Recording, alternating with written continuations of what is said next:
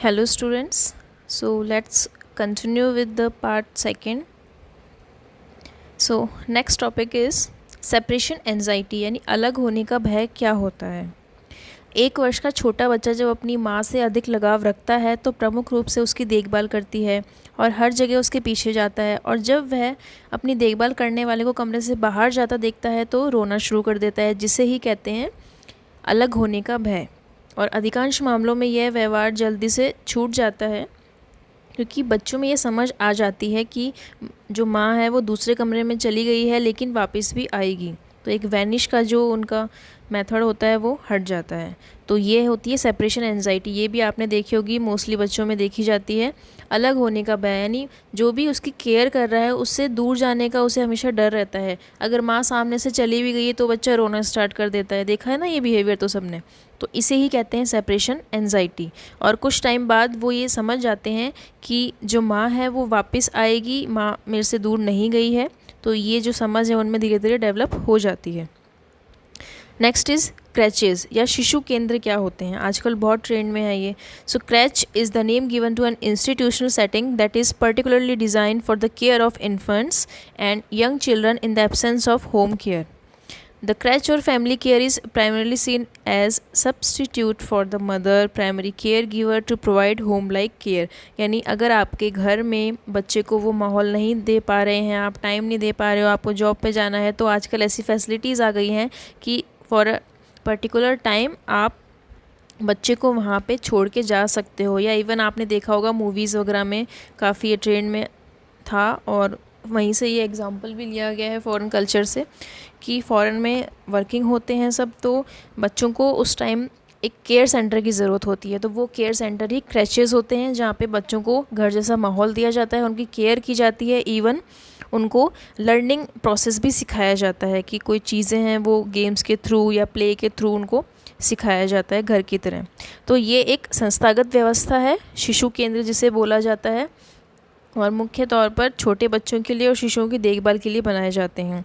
आजकल इंडिया में भी कल्चर आ गया है कि ऑफिसेज में भी क्रैचेस खोले जा रहे हैं कि जहां मदर वर्किंग है तो वो अपने बेबी को वहां पे थोड़े टाइम के लिए छोड़ सकते हैं और बीच बीच में वॉच आउट भी कर सकते हैं, ताकि बच्चों के लिए भी एक सपोर्ट सिस्टम रहे।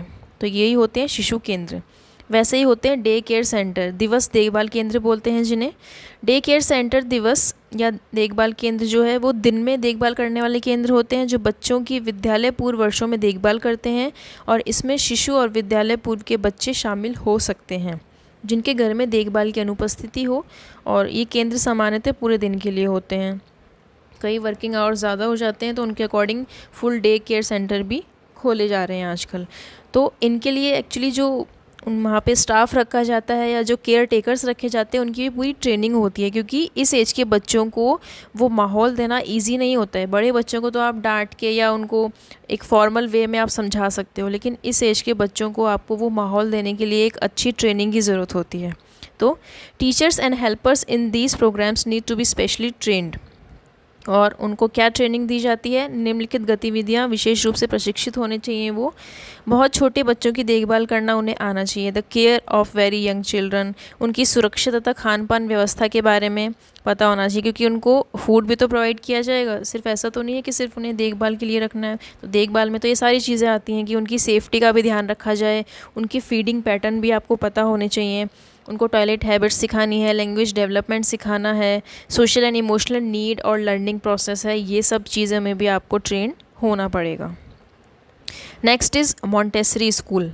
सुना होगा आपने, मारिया मॉन्टेसरी थी, उनके कंसेप्ट पे मॉन्टेसरी स्कूल चलाए गए थे। ये क्या है? These are schools based on the principle of early childhood education as outlined by a well known educationist Maria Montessori.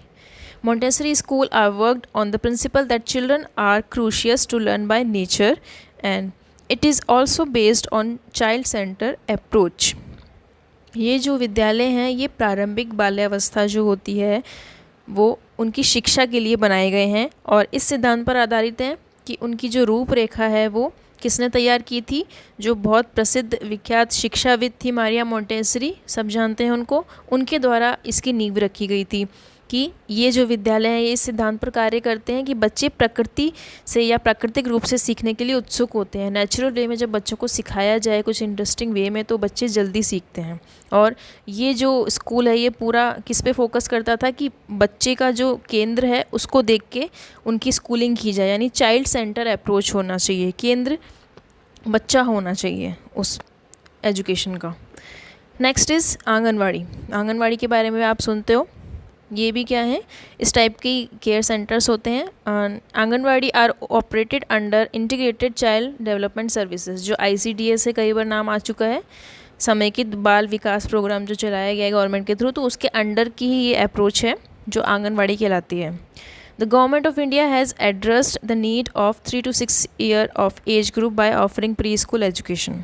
जो 3 से 6 वर्ष की आयु वाले बच्चे हैं उनकी आवश्यकता को ध्यान में रखते हुए आंगनवाड़ी जो है वो खोली गई हैं और ये गवर्नमेंट का ही प्रोग्राम है। और इसमें विभिन्न प्रकार के खेलों द्वारा बच्चों को शिक्षित किया जाता है, यानी जैसे क्रैचेज़ हैं या डे केयर सेंटर्स हैं वैसे ही आंगनवाड़ी है जो गवर्नमेंट के थ्रू चलाई गई है और जो रूरल एरियाज़ में भी सक्सेसफुल है।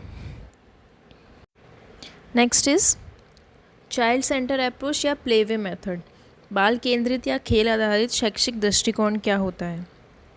बाल केंद्रित दृष्टिकोण बच्चों को अपने हाथों से सीखने के लिए प्रोत्साहित करता है और इसमें बच्चे इस बारे में चुनाव करते हैं कि वो क्या सीखेंगे और क्या तलाशेंगे। और इस पद्धति को कभी कभी खेल आधारित पद्धति भी कहते हैं क्योंकि ये बच्चों को खेलों द्वारा सिखाने पे जोर देती है, यानी खेलों द्वारा शिक्षा दी जाती है। तो चाइल्ड सेंटर अप्रोच का मतलब ही नाम से हो गया कि बच्चे पे ही फोकस रहेगा कि बच्चा क्या सीखना चाहता है, कैसे सीखना चाहता है और उसको कैसे एजुकेशन देनी है। तो ये सारी अप्रोच होती है चाइल्ड सेंटर अप्रोच, जिसको प्लेवे मेथड भी कहा जाता है क्योंकि खेल खेल में बच्चों को सिखाया जाता है। Next is pre school education या नर्सरी स्कूल और प्रे स्कूल। ये क्या है? पूर्व स्कूलगामी शिक्षा है। आजकल तो कंपलसरी हो गई है कि प्री स्कूल एजुकेशन भी आपको देनी है ताकि जो बेसिक्स हैं वो बच्चों को एक अच्छे वे में सिखाए जा सकें और उनको स्कूल के लिए जो फॉर्मल एजुकेशन है वो पहले से प्रिपेयर की जा सके। तो प्री स्कूल एक प्रारंभिक बाल्यावस्था शिक्षा का कार्यक्रम है जिसमें बच्चे सीखने के साथ साथ खेलते भी हैं और इसलिए इन्हें प्ले स्कूल भी कहा जाता है। तो जो प्लेवे मेथड था वो तो मेथड हो गया कि किस विधि से सिखाया जाता है और कहाँ सिखाया जाता है, प्ले स्कूल में। बच्चों को आमतौर पर 3 से 5 वर्ष की आयु के बीच पूर्व स्कूल में दाखिला दिया जाता है। आजकल तो डाल ही देते हैं, 2.5 से 3 साल के बच्चों को भी डाल देते हैं ताकि बच्चों की जो ग्रोइंग स्टेज है उसी में वो सीखना स्टार्ट कर दें। क्योंकि पहले क्या होता था, 5 साल के बाद स्कूलिंग स्टार्ट होती थी, तो जो भी बेसिक्स हैं वो घर के माहौल में ही सिखाए जाते थे या पेरेंट्स ही उनको सिखा लेते थे, जो दादा दादी हैं उनसे सीखते थे। और आज का जो कल्चर है उसमें है कि 3 से 5 साल के बच्चों को प्री स्कूल एजुकेशन देना आजकल ज़रूरी हो गया है। अब इसके एडवांटेज देखते हैं। विद्यालय पूर्व शिक्षा का महत्व क्यों है? अब आप ही सोच के देखिए कि इस एज का बच्चा जब इतना ग्रोइंग स्टेज में है वो इतनी जल्दी चीज़ें सीख लेता है, ग्रास्प कर लेता है। और इवन इस एज में अगर कोई ऐसा इंसिडेंट हो जाता है जो बच्चे के दिमाग में फोकस कर गया है तो वो लाइफ टाइम रहता है। इसलिए तो बोलते हैं कि बच्चों के सामने आप ऐसा बिहेव करो ताकि बच्चे भी कुछ सीखें उससे। नेगेटिव बिहेव करोगे, गालियाँ यूज़ करोगे बच्चों के सामने तो ऑब्वियसली वो भी वो सीखेंगे। इसलिए इस एज के बच्चों के सामने बहुत ही ध्यान से आपको बिहेवियर शो करना चाहिए क्योंकि आपको देख के ही वो इमिटेट करते हैं, नकल करना सीखते हैं और बहुत ज़्यादा टाइम तक वो जो मेमोरीज़ हैं उनमें सेव रहती हैं कि बचपन में जो भी चीज़ें उनके साथ हुई हैं वो ही उनके जो बिहेवियर में वो दिखती हैं। तो अगर कोई गलत इंसिडेंट हो गया है तो वो भी बच्चे का डिप्रेशन का कारण बन सकता है आगे जाके और कॉन्फिडेंस की कमी ला सकता है। तो इसलिए जो ये एजुकेशन है ये इम्पॉर्टेंट हो जाती है। इसके एडवांटेज देखते हैं। Children learn quickly in the company of friends. ये आपको बताया है कि बच्चे जो हैं साथियों के साथ बहुत जल्दी सीखते हैं, इसलिए ये एजुकेशन देनी स्टार्ट की जाती है। जो बच्चे कठिन परिस्थितियों में रहते हैं और जिन्हें सीखने के लिए अतिरिक्त सहायता की आवश्यकता है उनके लिए भी विद्यालय पूर्व जो परिवेश है बहुत लाभदायक हो जाता है क्योंकि कुछ ऐसी सिचुएशंस होती है ना जिनके पेरेंट्स की ऐसी कंडीशन नहीं है कि वो उन्हें घर पे सिखा सकें या घर का माहौल ऐसा नहीं है, तो उनके लिए भी एजुकेशन बाहर ज़रूरी हो जाती है। बच्चे स्वयं खाना सीखते हैं, कई बार वो चीज़ें भी खा लेते हैं जो घर पे नहीं खाते। होता है ना ये चीज़ तो कि बेटा घर पे तो नहीं खाता, तो ये चीज़ बाहर कैसे खा रहा है। तो वो उनका माहौल ही ऐसा बनाया जाता है कि जो उसका साथ का अगर उसका फ्रेंड है वो खाना सीख रहा है या वो चीज़ खा रहा है तो वो साथ साथ में ऐसी चीज़ें भी खाना सीख लेते हैं जो घर पे नॉर्मली वो नहीं खाते हैं, क्योंकि घर पे तो नखरे हो जाते हैं, लेकिन जो प्ले स्कूल है वहाँ पे तो उनके अकॉर्डिंग ही चलना पड़ेगा। नेक्स्ट, एक अच्छा प्री स्कूल बच्चों की सीखने की क्षमता को बढ़ाता है और बच्चों को विद्यालय में पढ़ने के लिए तैयार करता है। विद्यालय पूर्व एक ऐसा कार्यक्रम है जो बाल केंद्रित है, अनौपचारिक होता है और बच्चे को सीखने का एक सही परिवेश, अनुकूल जो परिवेश है वो प्रदान करता है, और घर में सीखने के अच्छे परिवेश के लाभों का पूरक है। यानी जैसा कि घर पे सिखाया जाता था वैसा ही यहाँ पे भी माहौल दिया जाता है। एंड लास्ट इज़, छोटे बच्चों की संस्थागत देखभाल बड़े बच्चों के लिए भी लाभदायक है, क्योंकि कई जगह होता है ना कि जो सिबलिंग्स हैं उनकी केयर करनी है तो बच्चे खुद की स्टडी पे फोकस नहीं कर पाते हैं, तो उसमें भी उनको हेल्प मिलती है। Next is institutional care arrangement या चाइल्ड केयर सर्विसेज कौन कौन सी हैं। तो अधिकांश मामलों में बच्चे कुछ वर्षों तक केवल अपने परिवार में ही पलते हैं, और कुछ मामलों में जहाँ सब वर्किंग हैं, काम करने वाली हैं, महिलाएं हैं, वहाँ के जो बच्चे हैं उनकी देखभाल के लिए एक वैकल्पिक व्यवस्था सुझाई गई है, और यही वैकल्पिक व्यवस्थाएं जो बच्चों की देखभाल करती हैं और उनको एक घर जैसा माहौल देती हैं। अब एग्जांपल्स देखते हैं कुछ कौन कौन सी हैं। शिशु केंद्र है, दिवस देखभाल केंद्र है, मॉन्टेसरी स्कूल है, आंगनवाड़ी है या प्री स्कूल है, डे केयर सेंटर हो गया, आंगनवाड़ी हो गया, मॉन्टेसरी स्कूल है, क्रैचेज़ हैं, प्री स्कूल हैं। कुछ NGOs भी होते हैं जो नॉन गवर्नमेंट ऑर्गेनाइजेशंस हैं, जो सिर्फ एक फैसिलिटी देने के लिए चलाई गई हैं, जो गवर्नमेंट के थ्रू उनका कोई रोल नहीं है, वो भी इस टाइप की फैसिलिटीज़ देती हैं। ICDS प्रोग्राम जो है वो भी बालवाड़ी जो है, आंगनवाड़ी है, उसका प्रोसेस देता है, एक देखभाल का केंद्र बनाता है, और कुछ ट्रेनिंग इंस्टीट्यूट भी हैं जहाँ पे फैसिलिटीज़ दी जाती हैं। Next is preparing for a career. अब जीविका के लिए या कैरियर के लिए आपको क्या क्या आप में क्वालिटीज़ होनी चाहिए, कैसे आप इसकी प्रिपरेशन कर सकते हो, वो देखते हैं। तो सबसे पहला पॉइंट है बच्चों के विकास और देखभाल के आधारशील सिद्धांतों का ज्ञान होना। Study about childrens development and basic principles. Obviously अगर आप इस एज के बच्चों को पढ़ाने की सोच रहे हैं या इस फील्ड में आप कैरियर बनाना चाहते हैं, early childhood care and education में, तो आपको बच्चों के जो डेवलपमेंटल टास्क हैं, उनके बेसिक प्रिंसिपल्स हैं, उसकी नॉलेज होनी चाहिए।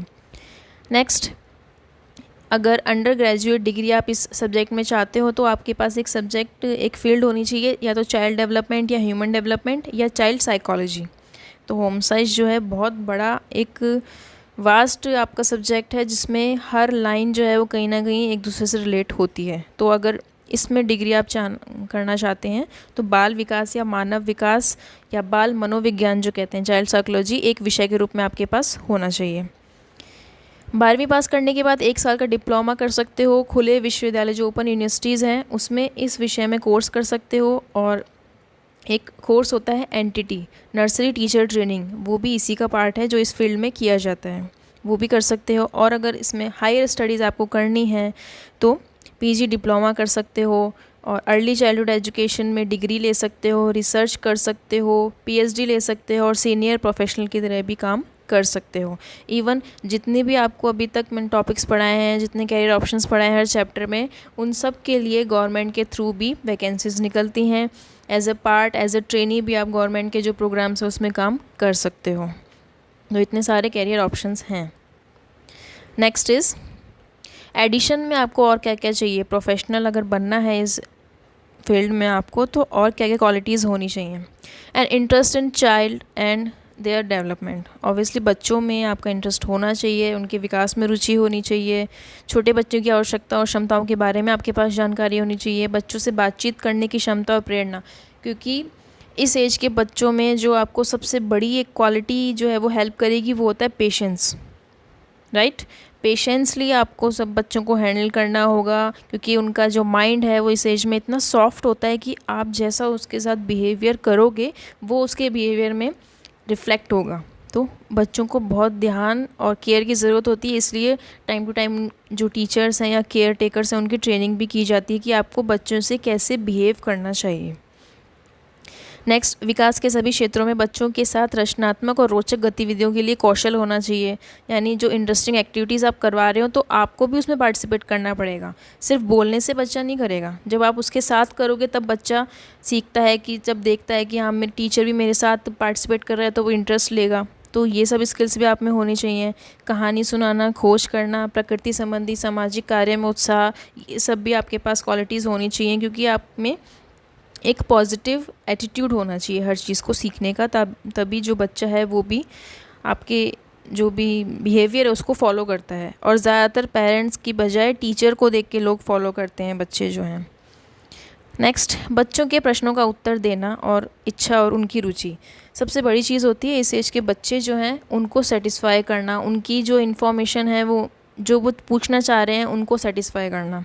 क्योंकि कई बार क्या होता है, पेरेंट्स से कुछ पूछना चाह रहे हैं, पेरेंट्स का उस टाइम मूड नहीं है, तो गुस्से में बच्चों को डांट देते हैं या इग्नोर कर देते हैं। तो बच्चे में क्या है, फिर इन्फीरियरिटी वाली फीलिंग आ जाती है। धीरे धीरे धीरे फिर वो ज़्यादा ही अपने अंदर ही उन चीज़ों को ले लेता है कि मेरे तो कोई सुनता ही नहीं है, मेरे को कुछ बताता ही नहीं है। तो इस एज में बच्चों के जो भी क्वेश्चंस हैं, जो भी क्वेरीज़ हैं, तो उस लेवल के अकॉर्डिंग उन्हें समझाना बहुत ज़रूरी है, ताकि वो अपनी चीज़ों को सेटिस्फाई कर सकें।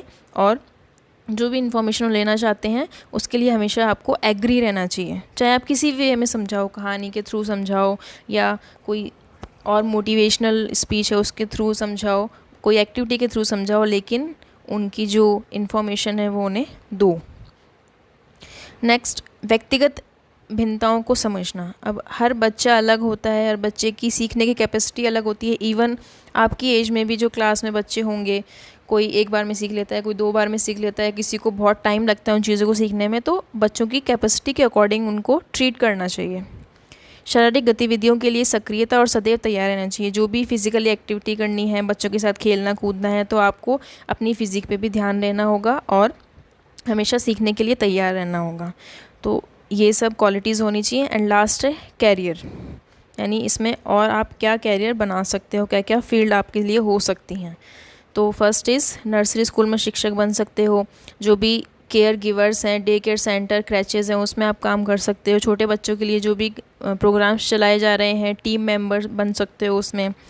Professionals to plan and promote campaign और services for young children organise by government और एनजीओज़। जो भी गवर्नमेंट के प्रोग्राम्स हैं, एनजीओज़ हैं, जो बच्चों के लिए बनाए जा रहे हैं, उसका एक पार्ट बन सकते हो आप। उसी में कुछ अच्छा आप पोस्ट भी ले सकते हो मैनेजिंग की, या आपके पास उसी फील्ड में अगर डिग्री है तो वो भी आप फॉलो कर सकते हो। एंटरप्रेन्योर कर सकते हो। कैसे? Entrepreneur in child related activities camps लगा सकते हो। एजुकेशनल पिकनिक्स आजकल जो है वो चलाई जा रही हैं स्कूल्स में, उसमें आप अपना एक कैंपेन लगा सकते हो। क्लब एक्टिविटी करवा सकते हो, एजुकेशन सेंटर बना सकते हो। एंड हायर स्टडीज़ के लिए PG, diploma, degree early childhood education में ले सकते हो। और ऑब्वियसली पीएचडी और रिसर्च का भी बहुत अच्छा ये फील्ड बन जाता है। तो ये सारे आपके पास करियर के ऑप्शंस हैं और बहुत इंटरेस्टिंग है। जिनको बच्चों के साथ खेलना कूदना, उनके साथ रहना, उनको एजुकेट करना अच्छा लगता है, वो इस फील्ड को ले सकते हैं। तो ये आपका चैप्टर था 7, जो कि बहुत इंटरेस्टिंग था। इसको आप पढ़िए, कंसेप्ट्स को क्लियर कीजिए। बाकी इससे रिलेटेड जो क्वेश्चन है वो नेक्स्ट वीडियो में बनाऊंगी। तब तक अपना ध्यान रखिए एंड टेक केयर।